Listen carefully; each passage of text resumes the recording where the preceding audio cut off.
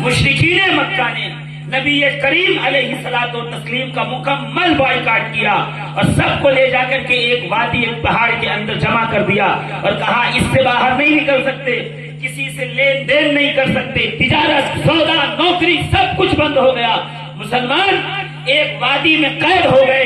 عالم یہ تھا کہ ایک کھجور کے 4 ٹکڑے کیے جاتے اور 4 صحابہ اسے اپنے منہ میں رکھ کے چوس کر باہر نکال دیتے کہ رات کو پھر یہی کھجور کا ٹکڑا چوسیں گے اور جس کی وجہ سے بھوک کی شدت میں تھوڑی کمی ہوگی اور ہمیں تھوڑا صبر کا موقع میسر ہے۔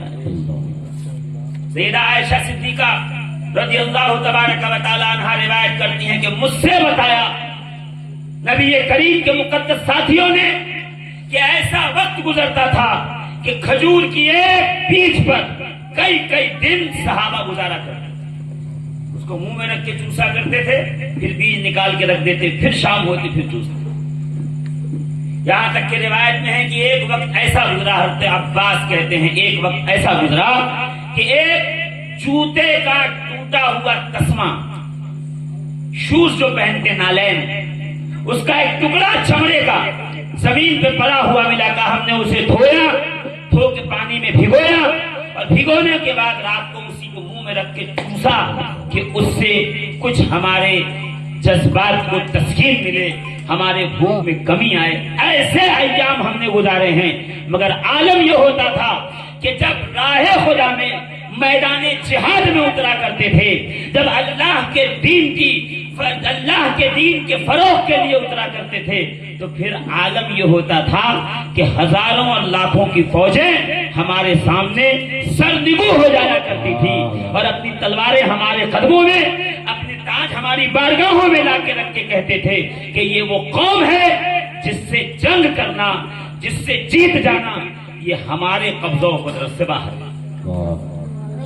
پھر اللہ رب العزت کے پیارے حبیب علیہ الصلوۃ والتسلیم نے مدینہ المنورہ میں ایک حکومت قائم کی، اسلام کی پہلی ریاست، جس میں جھوٹ نہیں تھا، جس میں فریب نہیں تھا، جس میں دغا بازی نہیں تھی، جس میں دجل نہیں تھا، جس میں ہر ایک کو برابر کا حق دیا جاتا تھا۔ کالا، گورا، غریب، امیر، بڑے قبیلے والا، چھوٹے قبیلے والا، سارے کے سارے ایک صف میں آ کے بیٹھا کرتے تھے۔ ایسی بے مثال قوم کو تربیت دے کے اللہ کے رسول علیہ الصلوۃ والتسلیم نے ہمارے درمیان ہدایت کے لیے چھوڑا۔ اور جب آپ دنیا سے تشریف لے گئے تو باتفاق رائے صحابہ کرام علیہم الرضوان اس منصب پر اولین امام صدق و صفا سیدنا صدیق اکبر تشریف، 28 سال تک سیدنا ابو بکر صدیق رضی اللہ تبارک و تعالی عنہ نے وہ عدل اور اس قدر صدق و صداقت کے ساتھ نبی کریم علیہ الصلوۃ والتسلیم کے فرمان کے تحت امت مسلمہ پر خلافت کا حق ادا کیا کہ آج تک پوری دنیا یہ کہنے پہ مجبور ہے کہ صدیق اکبر جیسا صدق و صفا والا خلیفہ اس صدیق اکبر کے بعد دنیا اسلام میں کوئی دیکھنے کو نہیں۔ پھر فاروق اعظم تشریف لائے خلیفہ دوم کی صورت، اور عالم یہ ہوا کہ دریا کے ایک ہی تٹ اور ایک ہی بازو پہ کھڑے ہو کر ایک ہی کنارے پر بکری اور شیر ایک ساتھ پانی پی رہے ہوتے ہیں۔ کسی نے کہا ایسا کیوں؟ کہ اس لیے کہ شیر جانتا تھا اگر بیجا میں نے اس پہ حملہ کر دیا اور اسے نقصان پہنچایا تو اس وقت عدل کا کوڑا اس عادل کے پاس ہے جو ہمارے درمیان وہ انصاف قائم کرے گا، جو ہمارے درمیان ایسا عدل قائم کرے گا کہ صبح قیامت تک لوگ ہماری مثال دیتے رہیں۔ میرے دوستوں، میرے عزیزوں، سرکار فاروق اعظم نے 10 سال تک رسول کریم کی اس مسند پر تشریف فرما ہو کر امت مسلمہ کی رہنمائی، امت مسلمہ کی رہنمائی کرتے ہوئے امت مسلمہ کی ہدایت کا سامان کیا۔ پھر حضرت فاروق اعظم کے بعد عثمان غنی تشریف لائے۔ دیکھیے یہی ترتیب ہے جو ہم اہل سنت و جماعت کا عقیدہ ہے. میں اس لیے تمہید بنا کر آ رہا ہوں کہ غوث اعظم پہ کیا بات کروں میں، کہ غوث اعظم کون تھے، غوث اعظم کے کمالات کیا تھے. یہ تو بنیاد ہی دیکھنی پڑے گی کہ رسول کریم علیہ الصلوۃ والتسلیم نے کیسی امت کی بنیاد ڈالی تھی، کیسے لوگ عطا کیے تھے جو اپنے سر کے نیچے کوئی روئی کا تکیہ لے کر نہیں سوتے تھے، بلکہ ایک پتھر سرہانے رکھ کر اور کبھی کبھی اپنا کوڑا سرہانے رکھ کر سوتے تھے، اور کپڑوں پہ کئی پیوند ہوتے تھے، کئی جگہ پہ پھٹا ہو تو وہاں پر دوسرے کپڑوں کی پیوندی اور چٹیاں لگی ہوا کرتی تھی. عالم یہ ہوتا تھا کہ ایک جبہ کئی کلو کا ہو جاتا تھا پیوند کے سبب، اور اس کے باوجود اگر حبشہ کے بادشاہ کے سامنے اور قیصر و کسریٰ کے سامنے فاروق اعظم کا نام لے لیا جائے تو اپنا تخت و تاج چھوڑ کے زمین پہ اتر آ کر کہتے ہیں کہ ہم نے آج تک پوری دنیا میں فاروق اعظم جیسا بادشاہ دیکھا نہیں، خلیفہ دیکھا نہیں، ایسا ہم نے مینجمنٹ کا ماہر دیکھا. سرکار عثمان غنی ذو النورین کا دور اقدس آیا، 12.5 سال تک سیدنا عثمان غنی نے حکومت فرمائی. کون عثمان غنی؟ تاجدار حیا، سخاوت کا سمندر، عفت و حیا و عصمت کا پیکر، وہ عثمان غنی رضی اللہ تبارک و تعالیٰ عنہ.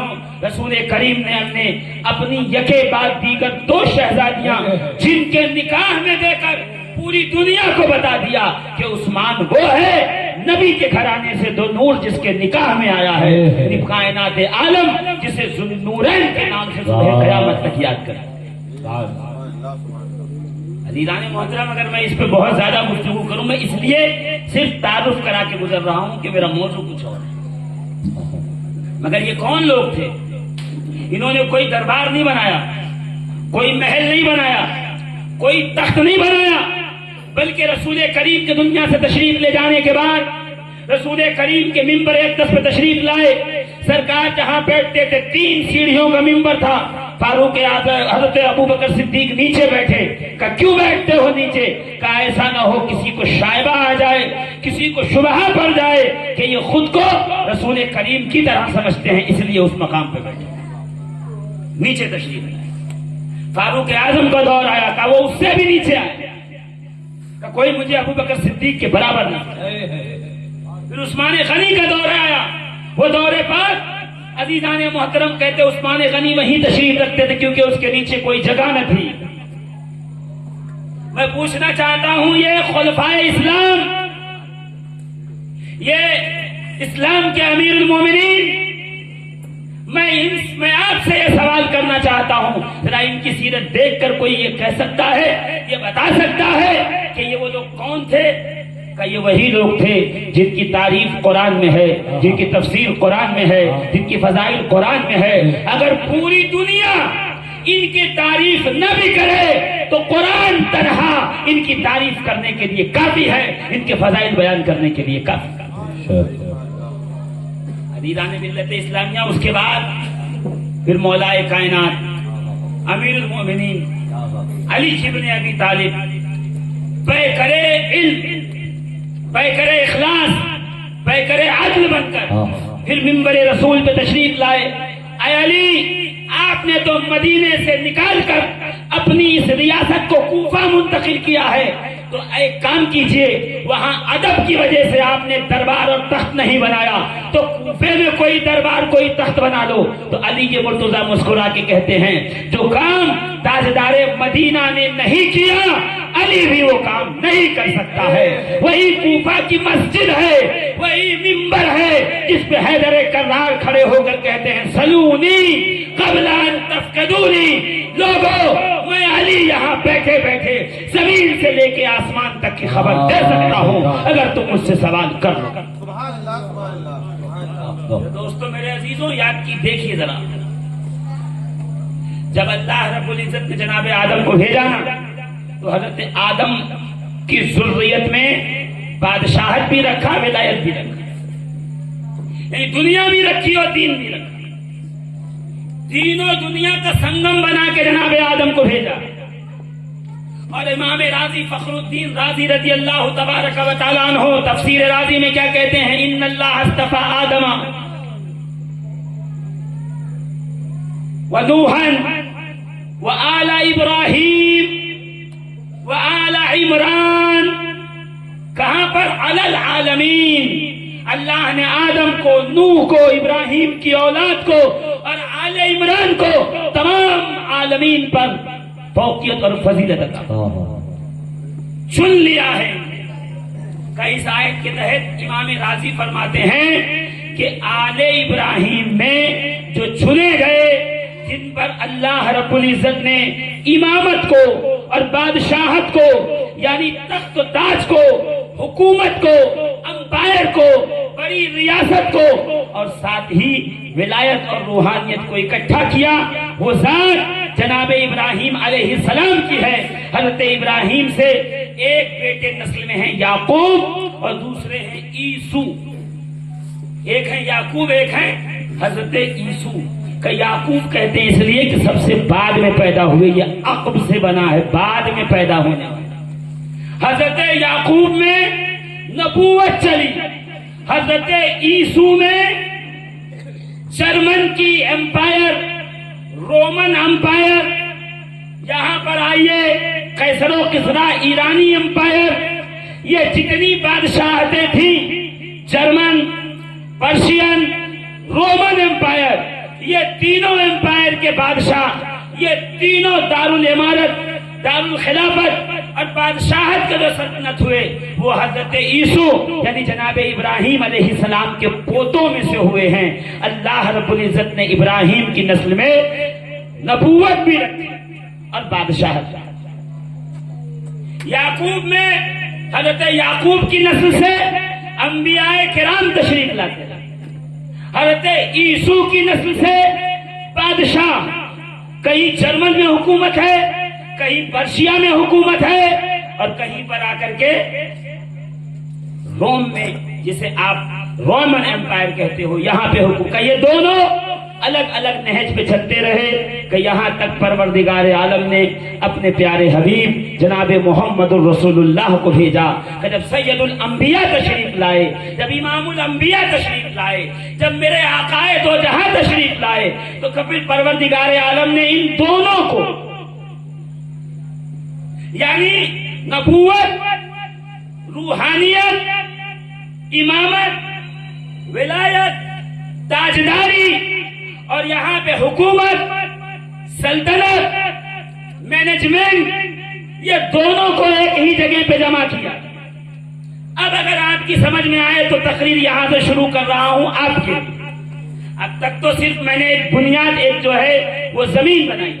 اب سنیے، پھر جب ابراہیم سے ایک شاخ میں نبوت و روحانیت چلی، ایک شاخ میں سلطنت و حکومت چلی، سید الانبیاء جس رات پیدا ہوئے، دنیا میں تشریف لائے، میں اس کو پیدا ہونا نہیں کہتا، اس لیے کہ پیدا وہ ہوتا ہے جو پہلے نہ ہو، جو آدم کی نبوت سے پہلے ہو۔ آپ سمجھے نہیں؟ یا رسول اللہ آپ کب سے نبی ہیں؟ فرمایا کنت نبیّا والآدم بین الماء والطین، میں اس وقت بھی نبی تھا کہ آدم ابھی